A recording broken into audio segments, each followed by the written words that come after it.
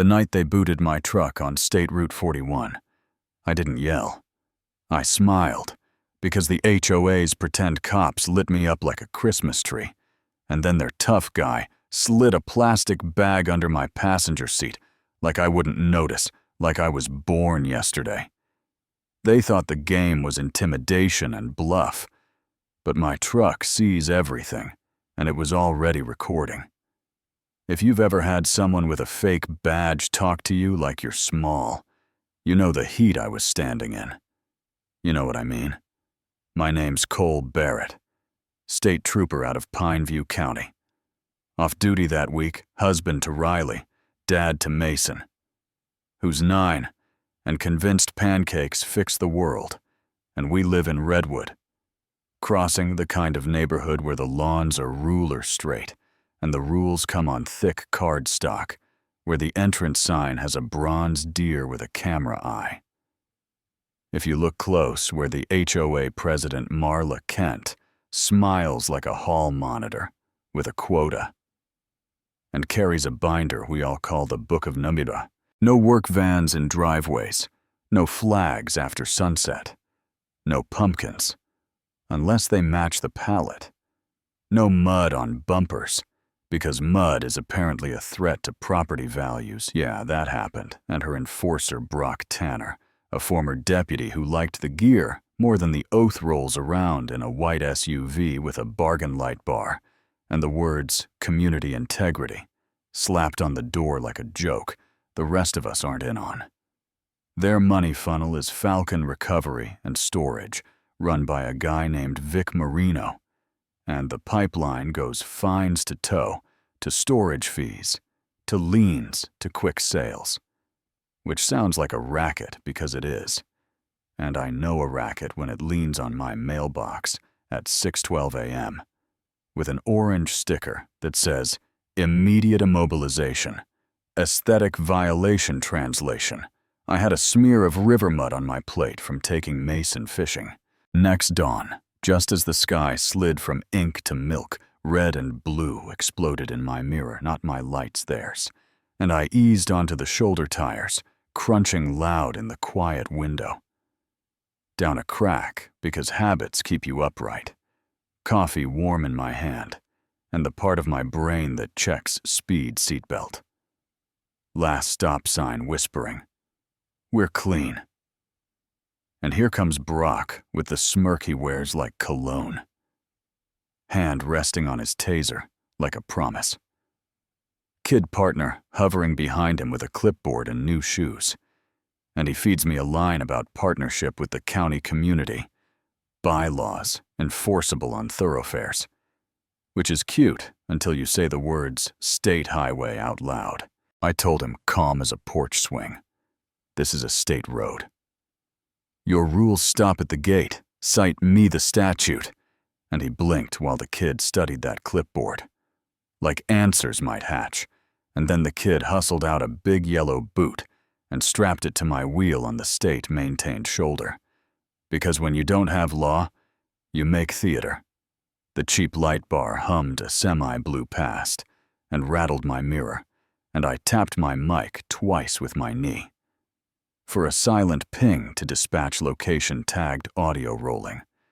Then I asked if I could grab my mug and took 3 quiet photos that showed the boot my plate, the sticker on my window and the mile marker behind their SUV. Time-stamped, geo-tagged boring, but deadly, and I walked the shoulder back toward the neighborhood with my coffee and my anger tucked behind my teeth because I wasn't giving them the scene they wanted. That night, the spotlight showed up a 1,000,000 candle power beam, punching through our blinds like a prison yard. Then the drone, a black wasp hovering just over the fence line staring into our kitchen. And my neighbor, Mr. Ellis, peered over with that mischievous look.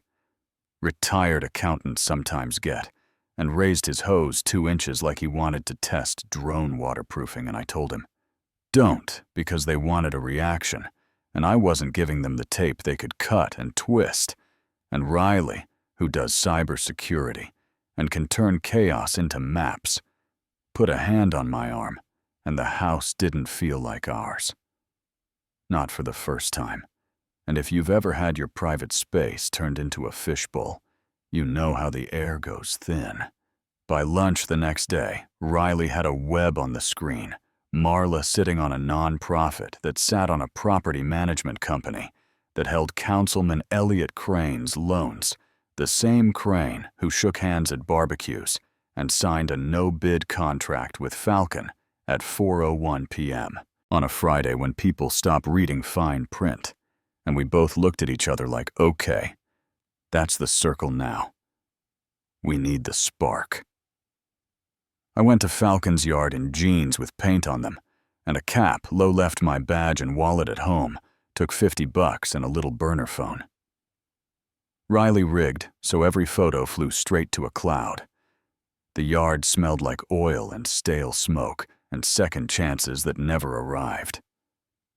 Vic grunted 5 minutes after the bill disappeared into his pocket, and I walked the rows, taking quiet pictures, plates, chalk marks, tow, slips, a minivan with a booster seat, a contractor's truck with half the tools still strapped down. A Sunday. Classic belonging to the Stapletons that had never hurt a soul. And through the grimy office window, I caught the corkboard. Redwood Crossing active TOWs names I knew, dates and bogus codes. 3 quick shots through the glass, blurry but readable enough to plug into the map Riley was building. I paid to get my truck back because sometimes you feed the trap before you spring at 900 and change. That tasted like burned coffee. Then I drove it straight to a guy who installs high-end car security for celebrities and people with exes who won't let go. Told him I wanted cameras wired to the battery's front and rear, recording, to a hidden drive with no app. Pop-ups pretend we never met, and I parked the truck under the big pine where it always sits. Sap freckles on the hood, like teen acne bait in plain sight. 2 nights later, 2:03 a.m., our dog, Buster, growled low. Not a bark, a warning. And I peeled the curtain with one finger and saw a figure using the shadows like steps.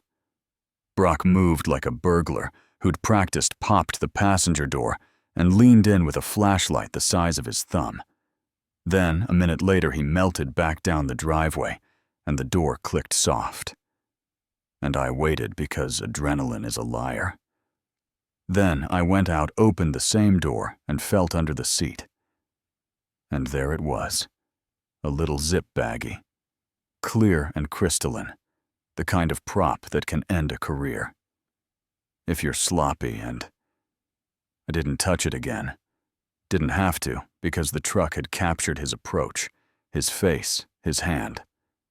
The placement front and rear mirrored storage time stamped the whole thing ugly and precise, and my anger went quiet like a storm, deciding which direction to chew. In the morning, I took a copy to the Pineview County Sheriff's Office. Not to the sheriff who hates politics, but to Officer Mateo Diaz, a kid I trained, who still says sir to old ladies and means it. And in a room that smelled like decades of coffee, he watched the video and whispered, "This is a felony."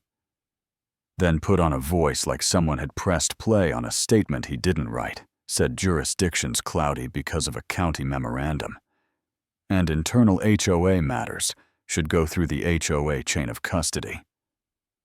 Might be an issue, file, a grievance with Redwood Crossing. And I felt the floor tilt like bedrock was a paper floor with a trap door. And I walked out into the sun, wondering how deep the rot went. Halfway to my truck, my phone buzzed from an unknown number. A single line. Sweep at 8 a.m. Single entry. Birch Gate. Other gates chained, surprise planned, be ready. And I knew Diaz's writing. Like I know my own breathing. Which meant he hadn't folded. He just couldn't wear the cape in the building. And that text was the twist I needed. The HOA email hit that night. Mandatory community standard sweep. Expired tags and flat tires. and aesthetic violations to be towed immediately. No warnings, and the neighborhood hummed the way people hum. When a storm siren tests at noon, Riley linked up with a handful of neighbors.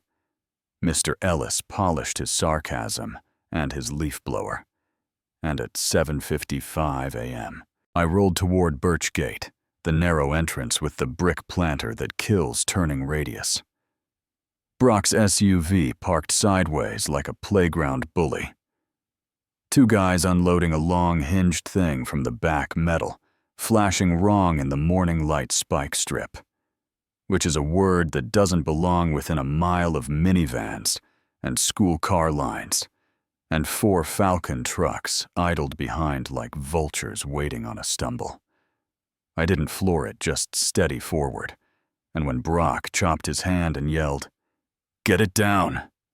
I braked 10 feet short, slid the passenger door open, and hooked the end with a fiberglass pole I'd brought from my garage, the kind utility workers use, and I said now, into my mic, and Mr. Ellis fired up the leaf blower behind the shrubs, and the howl startled the two guys just enough for me to yank like I was ringing a church bell. The strip flipped, one edge popped up. The first tow truck clipped it, and both front tires sighed flat. At once, he skidded into Brock's SUV. The second truck tapped his bumper hard enough to make a toolbox sound, and the perfect blockade became a parking lot of regret. In 4 seconds.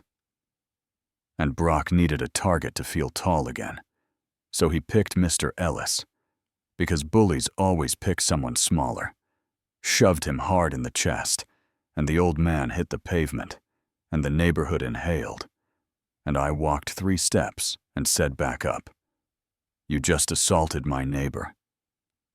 And when Brock reached to shove me the same way I moved with him, and put one clean right on the jaw.